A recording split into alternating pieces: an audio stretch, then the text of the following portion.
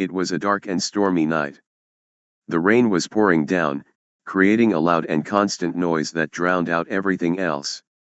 The wind was howling, shaking the trees and the power lines.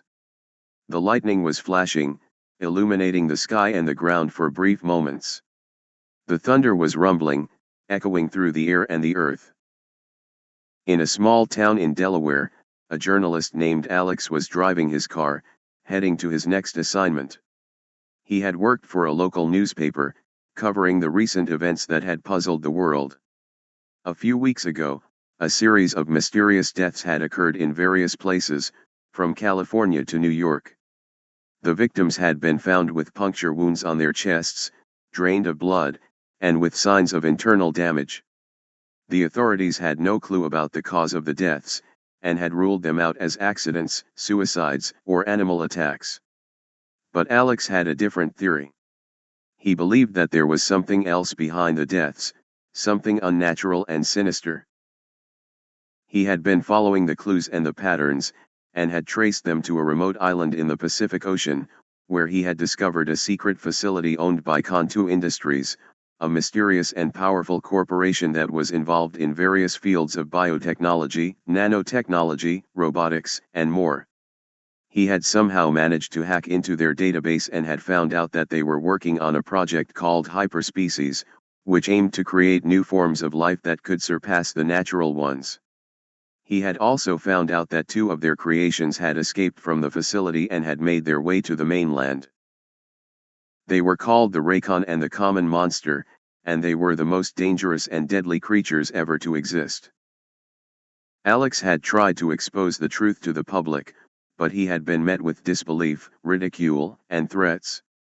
He had been accused of being a conspiracy theorist, a sensationalist, or a lunatic. He had been fired from his job, blacklisted by his peers, and harassed by his enemies. He had lost everything, except his determination and his courage. He had decided to take matters into his own hands, and to find and confront the creatures himself. He had bought a gun, a camera, and a recorder, and had set off to track down the Raycon and the Common Monster.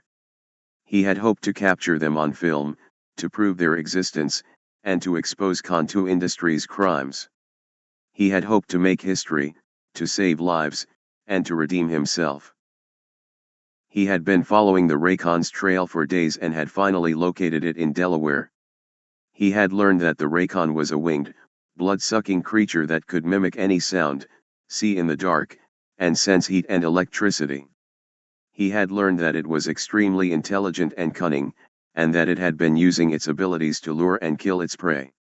He had learned that it was the one responsible for the mysterious deaths, and that it was still hungry and hunting. He had arrived in the town where the Raycon had allegedly been sighted and parked his car near a gas station. He checked his equipment and his weapon and prepared himself for an encounter. He turned on his recorder and started to speak. "Hello, this is Alex Jones, a freelance journalist and investigator. I'm here in Delaware, where I have tracked down the Raycon, one of the two artificial creatures that escaped from Kontoo Industries' facility on an island in the Pacific Ocean. I'm about to confront it and capture it on film, to prove its existence and to expose Kontoo Industries' secrets. This may be the last recording I ever make, but I'm willing to risk my life for the truth. If you're listening to this, please share it with the world, and don't let them silence me. This is Alex Jones, signing off." He turned off his recorder and put it in his pocket. He grabbed his camera and his gun and stepped out of his car. He looked around, trying to spot the Raycon. He saw nothing but darkness, rain, and lightning. He heard nothing but wind, thunder, and his own heartbeat and felt nothing but fear, adrenaline, and determination. He walked towards the gas station, where he hoped to find some shelter and some light. He reached the door, and tried to open it. It was locked. He knocked on the window, hoping to get someone's attention. He saw no one inside. He realized that the gas station was closed, and that he was alone. He turned around and saw a flash of lightning. In that brief moment, he saw something that made his blood run cold. He saw a pair of glowing eyes, staring at him from the roof of the gas station. He saw a dark silhouette, with wings, quills, and a stinger. He saw the Raycon. He raised his camera and his gun and tried to take a picture and a shot. But before he could do anything, he heard a loud rattle, followed by a familiar sound. He heard his own voice, coming from the Raycon's mouth in a weird, distorted way. "Hello, this is Alex Jones, a freelance journalist and investigator." He recognized his own words, his own voice. He realized that the Raycon had heard him speaking into his recorder. He realized that it was too late, and that he was doomed. He fell to the ground as the Raycon swooped down and landed on top of him, his camera and his gun dropping from his hands. He looked up, and saw the Raycon's face, inches from his own.